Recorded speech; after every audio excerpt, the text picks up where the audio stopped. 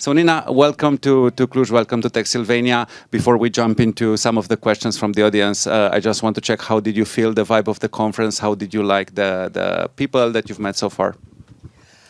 The vibe has been fantastic. It's got a really great energy. Obviously, even before coming to Cluj and flying here, the preparation leading up to the event was really spot on, and the team is really great. And met some wonderful people last night and went to the salt mines and a lovely dinner at a vineyard. So my impression of Romania thus far has been really, really fantastic. And the event has continued that first impression.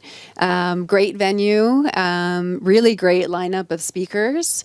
Yeah, maybe now my flight is canceled, I'll be able to see more of what's happening. Yeah, that would be great. More time to enjoy. All right, let's hear some of the questions from those in the audience. Are there any subjects that you'd like to dive deeper into? Yeah, I don't have really any deep subjects, but I'm interested in details about Interpol. Like, for instance, what countries are represented in it? Are all countries, just some, or is it concerning like all of the types of crimes or just some types? If you can talk more, thanks. Yeah, sure. So my work with Interpol is solely on metaverse and the meta crimes that are currently happening and also into the future. Interpol is taking a leadership role in this in the context of training law enforcement officers to understand the technology. They've actually created a virtual world, a digital twin of the Interpol headquarters in Lyon that isn't open to the public as of yet. They trained some of their officers and staff in virtual spaces and are taking a kind of a leadership role in the context of supporting other law enforcement agencies around the world to be able to tackle this, support victims, and also develop prosecution strategies around how to hold bad actors and criminals accountable in these spaces. So looking at ways to use AI, to use the physiological data that's available through these wearable devices to develop new evidence that we haven't been able to use before in the context of digital crimes, because we're now connected to the physical body. They can measure heart rate, understand where the eyes were looking, and develop new prosecution strategies accordingly. It's a long road forward, as we know, in the context of cybercrime. You know, we're a decade behind, and that snowball continues in the context of the fringes of technology is where we find the vulnerabilities, these new emergent frontier technologies, and they will be able continually be taken advantage of by those looking to do harm, and that's what we're seeing right now across the new kind of terrain, this new landscape of new technologies, and law enforcement certainly has a hard time keeping up in the context of. You know, my area of specialty is around crimes against children, and what that looks like in a three-dimensional space in the context of what children experience today online. We don't need to dive into those details, but and there's also a part of Interpol's role is supporting regulators and lawmakers, governments to understand and define what are crimes within the context of virtual worlds. Because the current online safety bill in the UK, certainly, Europe's quite about on par with the UK in the context of the Digital Safety Act and the Better Internet for Kids, which are guidelines, but they're not laws as of yet. So there's a lot of work to be done in the consideration of what is a crime in the virtual world and then how we hold people accountable. That was a really long answer. I'm not sure I did answer your actual question. That's fine. Okay, all right. Cool. We had a question over there. Thank you. Actually, it's a two-part question. Is Romania involved in anything happening of what you just described at the moment? And second, us as Romanians, as you just mentioned earlier in your meeting, you need also teachers, you need community involved, you need parents involved. How can we help? How can I, as a new parent, get involved in doing this to make sure that in the future my child will be safe from things you've just mentioned? Yeah, I'm not familiar with any activities or activation on a law enforcement level in Romania. So I can't comment on that. I'm also, you can tell me more about the current state of online safety and regulations and laws from a child perspective, but I suppose you take a perspective from the EU as well. So there is some activation and some awareness building that's happening from an EU level from an organization called Better Internet for Kids, BIK, and they do have some resources for educators and for parents that provide an introduction to what the technologies are in kind of an explainer videos and short and small pamphlets. But it's a balanced conversation because it's also, okay, the potential of the technology to transform the educational sector and to enhance a child's life is significant. And so we don't want to go down the route, or most people don't want to go down the route of banning children from accessing technology, even social media platforms. That's not the answer. The answer is, how do we design it better, prioritizing the rights of a child in the design process? Because what I often say is, and a fact that we know is that the technology that ends up in every child's hands, your new child's hands, was never really designed for them. It's some sort of kind of offshoot of another technology that somebody thought that'll make some money. And then it's put into the hands of the child, and it makes them vulnerable. All the data, you know, if we talk about that physiological data from the day that your child is born, you know, we buy cameras that monitor our children that are maybe connected to the cloud. We buy, I bought for my children sleeping pads that monitored their heart rate, so I knew that they were still breathing as when they were newborn.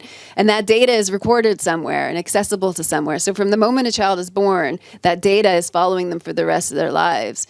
And as I said, in all of that data, your heart rate, galvanized skin response, how your eyes move, how your brain activity activates, how those signals, your physiological signals and behavioral signals correlate to you, is identified to you, to an AI, not to us, but to an AI, to machine learning, to an algorithm as you, more or equal to a fingerprint. And so we have to become more conscious as parents about what we're doing with this data, and my advice is to stop giving it away. And I say that because the major players in the consumer headset, like the accessibly priced headset market, it's no coincidence that they are Meta and TikTok, right? There's a strategy there about how to use this data. And if we get the headset for a better price, then, you know, because the Apple Vision Pro is almost $3,000 in the US, the price is this data. That, you know, you're buying it for a child, you're putting under the Christmas tree or as a birthday present, and they put it on, and that data is available to any app, actually, not just the platform or the hardware provider, to any app that wants to track that data. So what can we do? Just become more conscious about what the technology's long-term strategy is with the data, and from my perspective, I have 4 children. You know, I have 4 teenagers, 17, 16, 14, one set of twins. And we need to educate them. They need to understand the technology. It's not magic. It doesn't just happen. Somebody designed it. Somebody iterated it. Somebody broke it. Somebody fixed it. And we need to have more transparency about those mechanisms. And then also transparency around the long-term strategy of big tech players in the context of their long-term plans and how they're going to make money off of this data. Because it's no longer about what we click or what we like or what we, you know, website we go to or what we buy. It's about your internal world being exposed to the virtual world, which is sold to us because it personalizes the experience. It makes it better. It makes it more efficient. It makes it more interesting and more compelling for us to spend our time in. But ultimately, it will be very valuable data. Sorry. Great.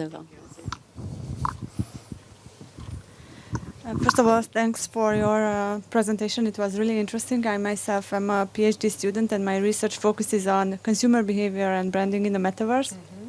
And I was just curious, what are your thoughts on this?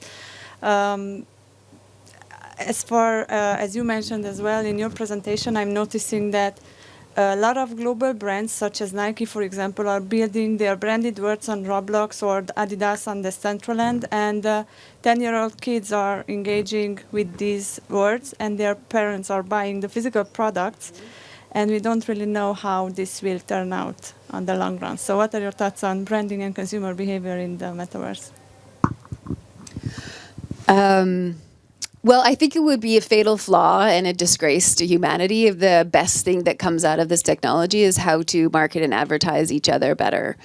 I'm not saying that we can't do that. It's entirely possible. It is entirely, we can do it in a balanced way. But if it's the only thing that we get good at as a result, then we're letting down future generations.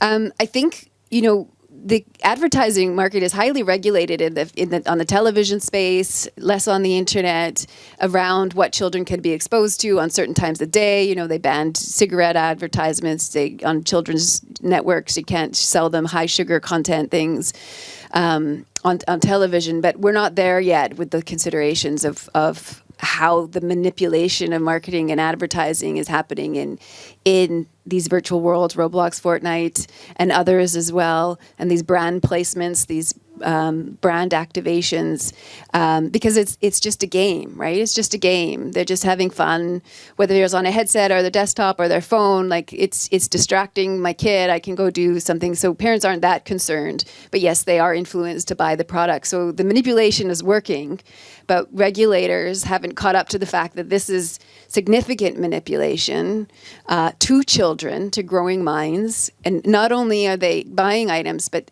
all of their activity is being tracked. Like there are several marketing agencies that are now specializing in metaverse strategies that have access to significantly more data, like about who they talk to, where they look, how long they spend in a metaverse. Like so much more data is available to create more efficient, evidence-based marketing strategies in a virtual world. And so there's in my perspective, you might have a different perspective, and I'm very aware that the way of thinking is not.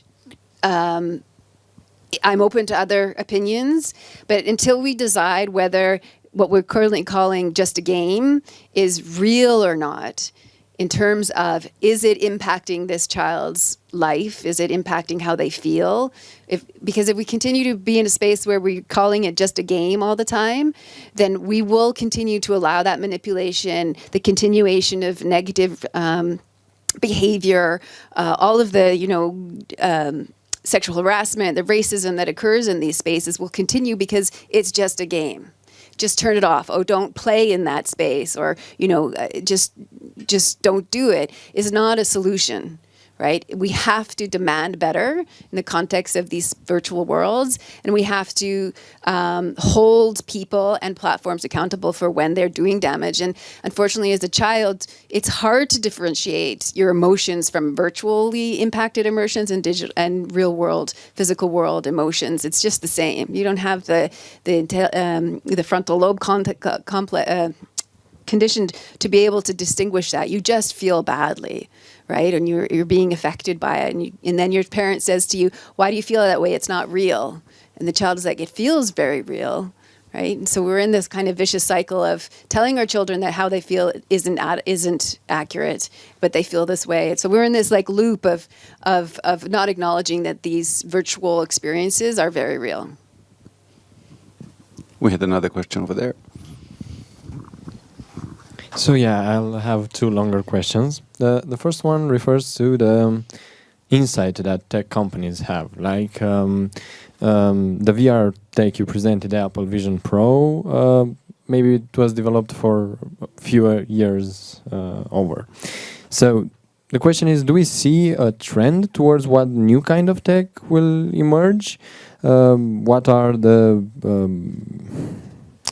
What is the new frontier technology? And the question is based on the idea that, I don't know, such organisms like the Interpol should actually have access, in my mind, to what future directions of technology are in order to prepare safety for present and for future.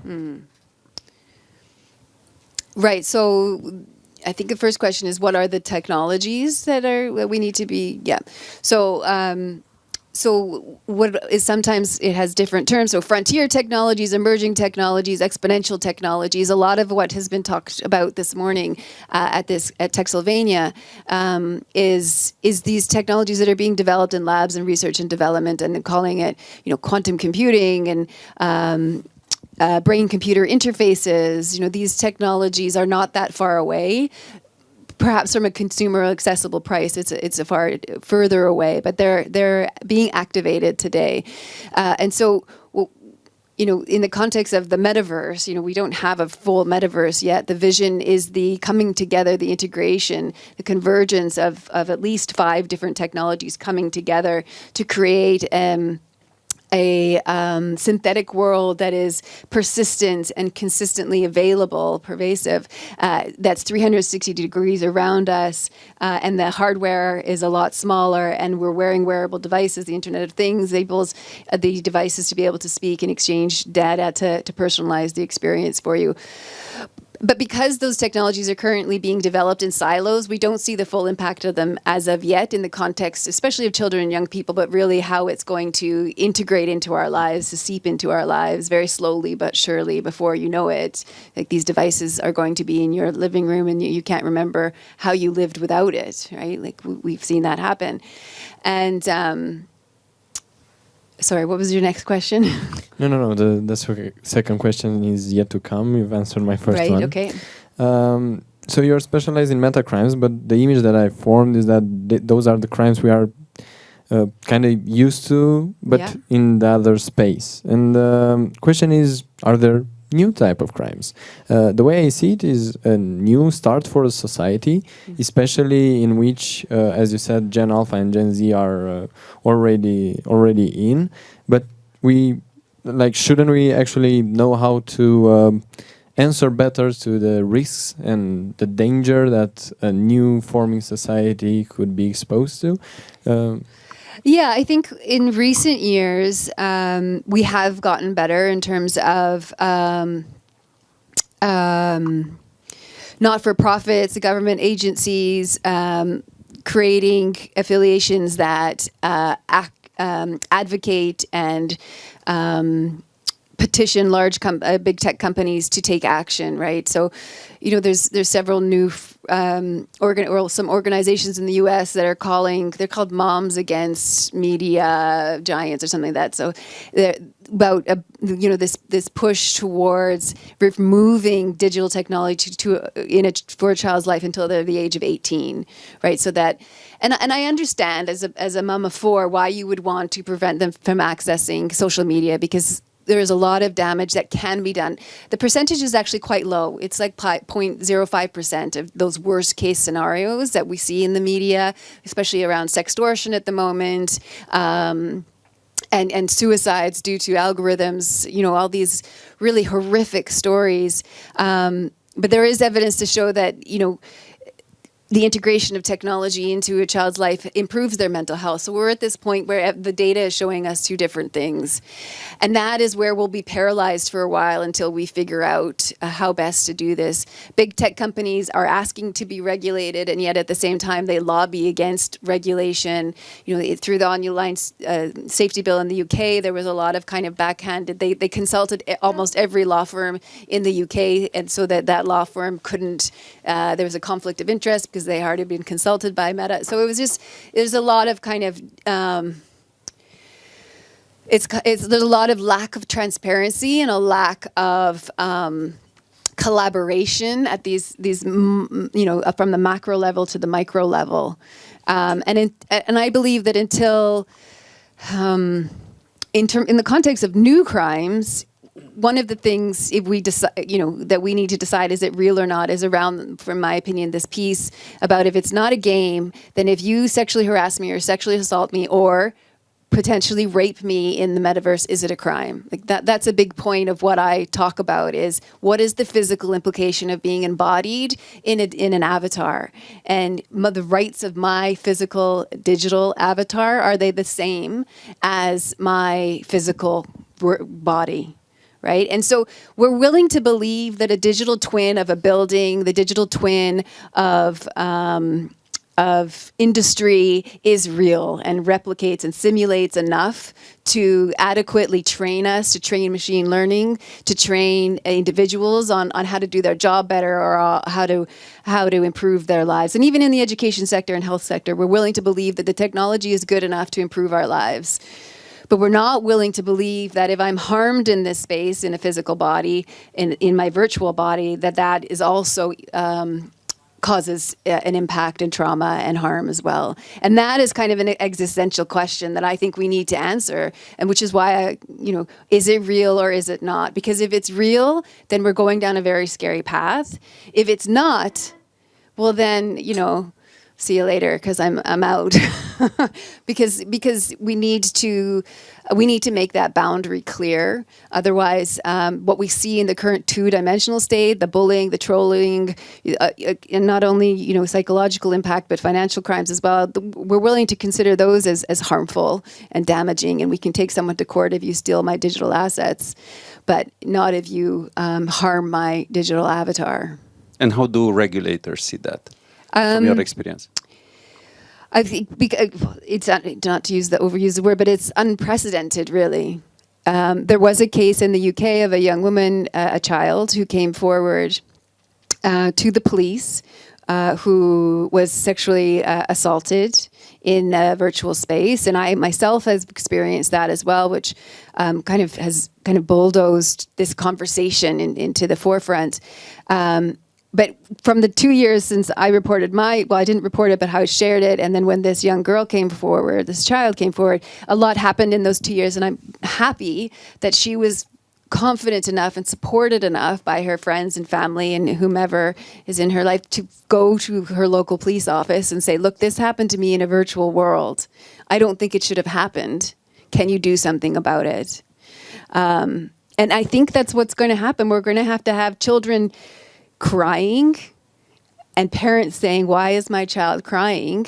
And us demanding, me as a parent, all of us as parents, or even just, vested interest in the next generation, is seeing the trauma that's happening and demanding for it to stop. Got it.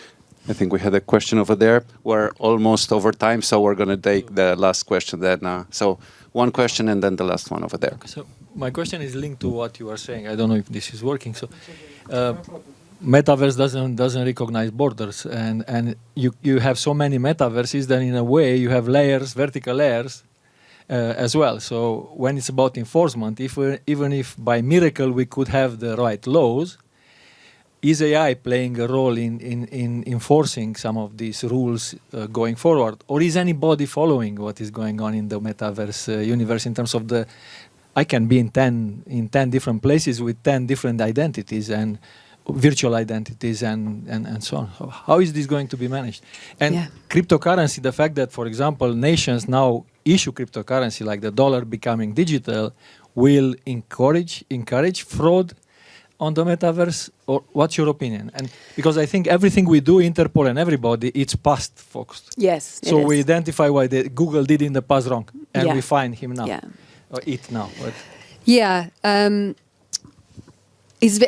So that's one of the questions that leaves us again in this kind of paralyzed state of lack of action. Is it's international, which is why Interpol is kind of leading this, because they are the international police force, and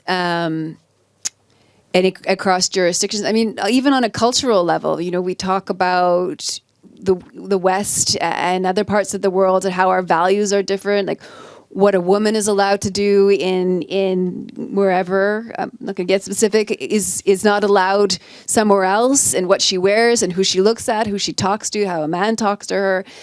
Even from a cultural perspective, it's a real, it's going to be potentially chaos. And sometimes we can go as far as saying that this is a matter of national security and cultural integrity moving forward. And there's two types of metaverses. The open metaverse where you can access anything all the time, or there's walled garden metaverses.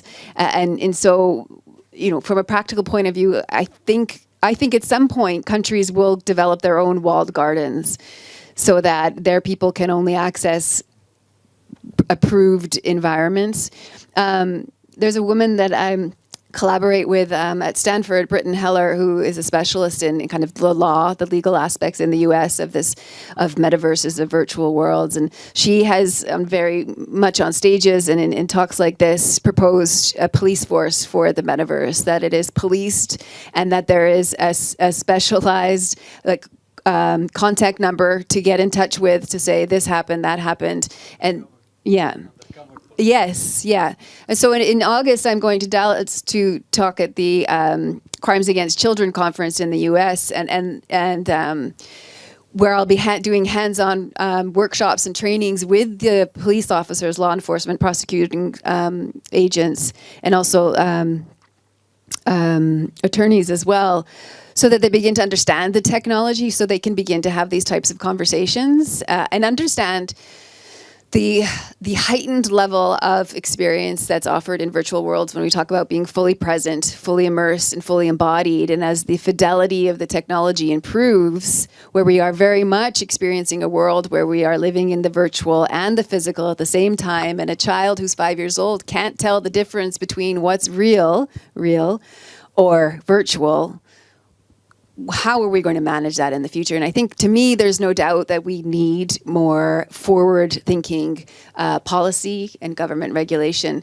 And so the conversation has shifted, since 2021, 2022 to AI, which contributes to this conversation because virtual worlds can be significantly advanced by the use of AI. And I do think there are strategies that, I'm looking forward to these conversations in the US to hear how they are using AI to use in prosecution or within virtual worlds. But from the conversations I've had, law enforcements are very actually, some platforms, for example, VR chat, if someone reports a crime in VR chat, you have to follow their kind of policy on how to access information from these platforms. VR chat requires that you write them a letter for them to respond to, right? So, right? So, and other platforms like Roblox are actually very responsive, and this is where we're at. It's up to the platforms. And as we've learned from history, there's not a true sense of trust there in the context of how you raise a child in this new world. Yeah. And also incentive-wise, sometimes companies have Of course, yes. varied incentives to do one thing or the other. Of course, yeah. It's we're a public corporation that is reporting fiduciarily to their shareholders, and that's the end. That's it. That's all they're responsible to, right? At the end of the day, until fines will go so far, but money doesn't seem to be an issue. And I do think what it will take is children crying in courtrooms and seeing the damage that's being done. And then let's hear the last question. Thank you. Do you have some usage statistics on the metaverse, as in how many people use it, how is that growing, how many children, in what country? Thanks. Well, there's a whole bunch of different statistics and figures there of what we consider virtual worlds. Like Roblox is massively successful. I don't know the exact numbers, but millions of users. There's resources we can look at to pinpoint exactly on what platform and what device. But the Apple Vision Pro pre-sold out all of their headsets, 200,000 before they even shipped to the stores. There is a growing demand for this type of technology. Meta's headset was under, Christmas trees around the world, not all around the world, to be honest. It is US focused, UK. And I'd love to learn more about how, you here in Romania are viewing and experiencing virtual reality or these forms of the hardware anyways, if you have access to them. I think you do. Yeah, you do. I think, yeah. And and that is the kind of questions we need to be asking. What is the data? What is the evidence? And then start using AI to build the story, to understand, okay, here we were in 2024, here we are in 2026, this is what's happening, what's correlating, what's causing, what kind of evidence can we use, and that's a strong a case, I think, from governments and regulators and institutions is let's develop the method, the evidence-based methodology for how we integrate this technology into the lives, especially of children and young people. But if we talk about people who are vulnerable in our communities in the physical space, those with mental health issues, those with neurodiverse needs, we have a responsibility to take care of them, because as technology is unrolled to them, to all of us, it's kind of a blanket. Okay, if it breaks, then oops, I'm sorry. But in a three-dimensional world where you're fully immersed, fully present, and fully embodied, it's no longer good enough. Nina, thank you so much for sharing this with us. Before we let you go, just share with the audience, where can people follow up with your work, or where can they get in touch with you? Sure, yeah, you can find me on my website, ninajanepatel.com. And there's access to publications and articles and a few TV segments that you can learn more about my content. And actually, I also I have an ebook you can download and read. It's a nominal price, but for this event, there's a promo code KLUJ. And you can put that in and you can get it for free. So have a look at that. That kind of develops some of the, especially around children and young people and how to raise children in this new era. And also, if I do have a page on there called Metaverse that taps into a virtual world, a two-dimensional one, but you can enter into the space, and I've trained a chatbot in there with some of the research from the virtual reality risks against children. So you can ask it questions, and hopefully it'll spit back some information from the report, the toolkit that we created. Also, we did in that project with the virtual reality risks against children, VRAC for short, we created 5 promotion, little clips, 1-minute videos for children and young people between the ages of 8 to 12, so that they can see what the metaverse is and how fun it is, and then also validates when something goes wrong, that they should talk about it, and it's not something that they did wrong. So anyways, there's 5 videos that are really great if you have children, to share those with. And I should have mentioned it to that woman previously who asked that question. All right, thank you so much, and thank you for everyone in the audience for the questions.